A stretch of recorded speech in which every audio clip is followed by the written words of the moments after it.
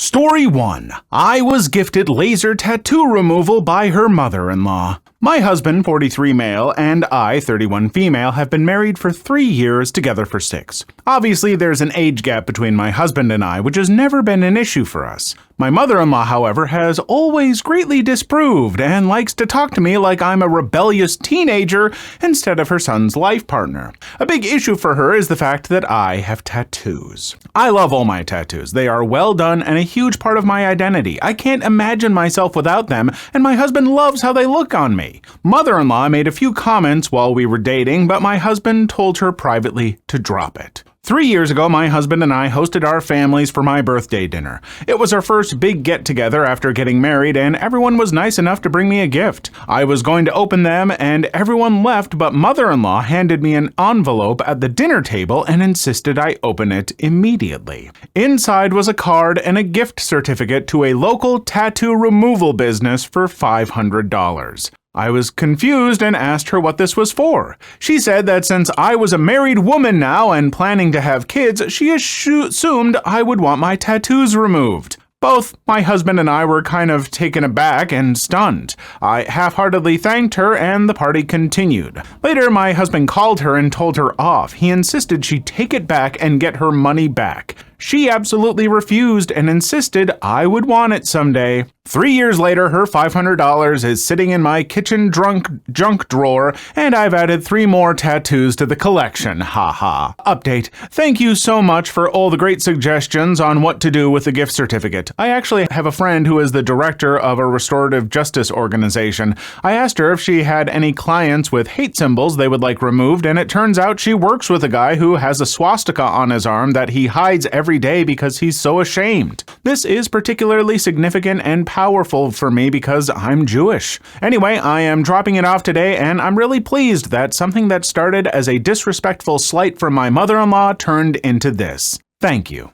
Man, what a kind of crummy story that ended up having a pretty positive message there at the end. Like, A, that mother-in-law really needs to get over herself. Like, I'm sure she's 60s, maybe even 70s at this point, and a little old-fashioned. And it's fine if you don't like tattoos. You don't have to. I like tattoos. I've got a tattoo, gosh darn it.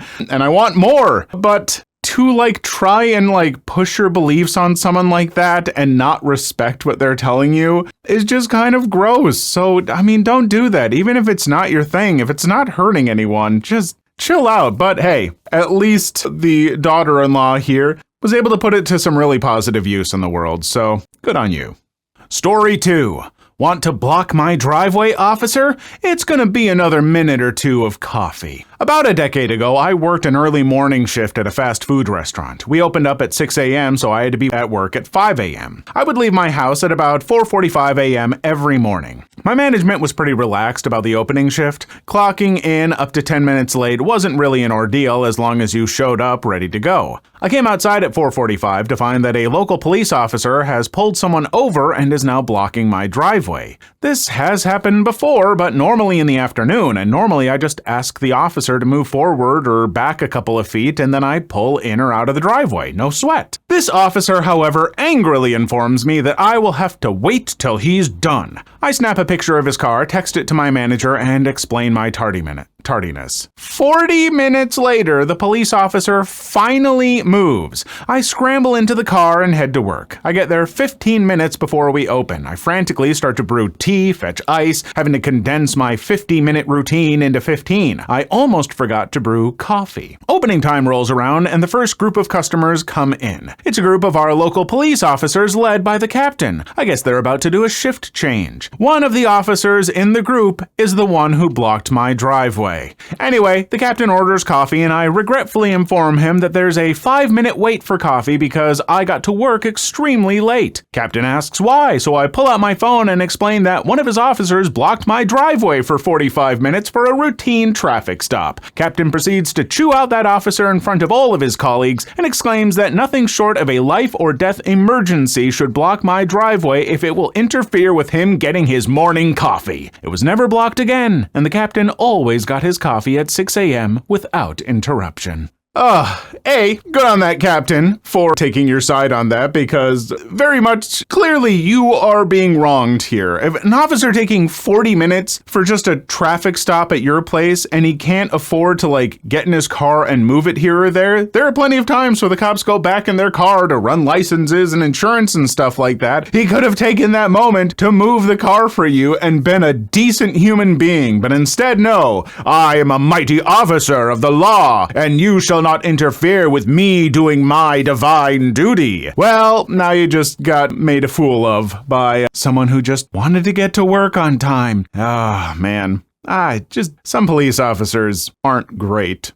Story 3. Telling me my move when she is in my home is so delicious. When we were growing up, my mom would often stand up front of where we were sitting and say, "Move." This was meant to indicate that she wanted us to move so she could sit where we were sitting. I always found this really disrespectful, and I remember making that argument to my mom when I was a kid. She told me that when I had my own house, I could tell her to move. So I do. Whenever there's a gathering of people at my home, when my mom is there, I make a point of walking up to where she's sitting and saying, "Move," so that other people notice. Of course, somebody usually comments or asks what I'm doing, and then I will playfully explain how this was a thing my mom used to do, and that she said I could do it to her when I bought my own house. So that's what I'm doing. Isn't that hilarious? Aren't I cheeky? I make a joke out of it and everyone laughs, but my mom has to wear that crap-eating grin that was constantly plastered on my face growing up whenever my mom decided to insult me around other people and pretend it was a joke.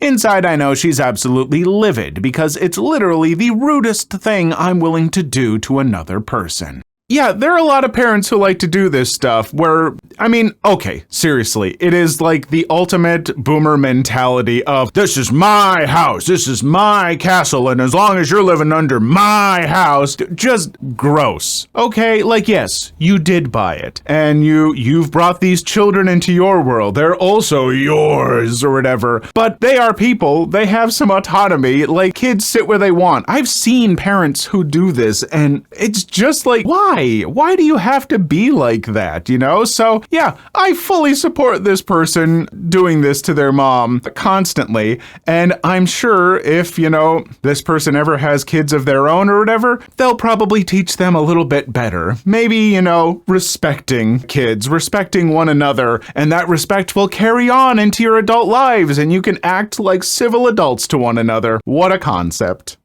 Story 4. So, you want to snoop in your daughter's texts? So, I'm married to a wonderful woman. She's smart, funny, and very kind. Her mother is generally very nice and tends to have a great attitude and be very enjoyable. A bit of a prude, but generally enjoyable, however, can be a bit of a major snoop. If my wife leaves her phone sitting around, she will just pick it up and start going through it. My wife has kind of laughed this off as a remnant of her mom being controlling when she was a kid. I'm not a fan of this, because my wife and I will sometimes text about things that simply don't involve her mother, and I don't feel they are her business at all. So over Christmas, I saw my wife set her phone down on the kitchen counter, and I had a brilliant idea. Her mom was still in the kitchen, and I sent my wife the most intimately depraved text about all the things I was going to do to her when everyone left. Honestly, most of them are things we haven't even done, but I had to make it extra scary. I sent this text from the bathroom, and maybe it was my imagination, but I swear I could hear an audible gasp shortly after her phone went off. When I went out, her mother absolutely would not look me in the eye. Then, not so discreetly, asked her daughter to come talk to her in the other room. When my wife came back into the living room, I thought she had been crying. However, upon closer inspection, she was laughing. Her mother had questioned her about me intimately abusing her and if I always talk down to her like that. My wife had told her kindly that what we do is between us and us only. Probably the best gift this Christmas.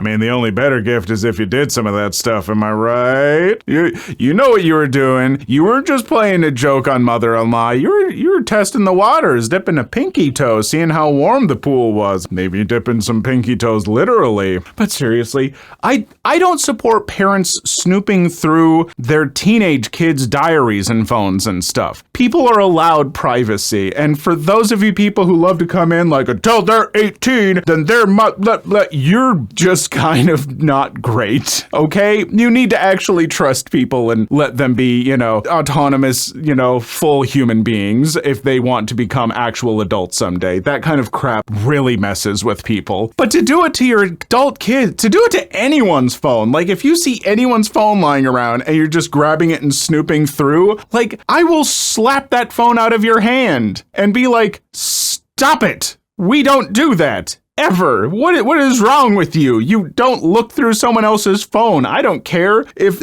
no, you ask the person if you could check for something if you need to, but you don't just, gross.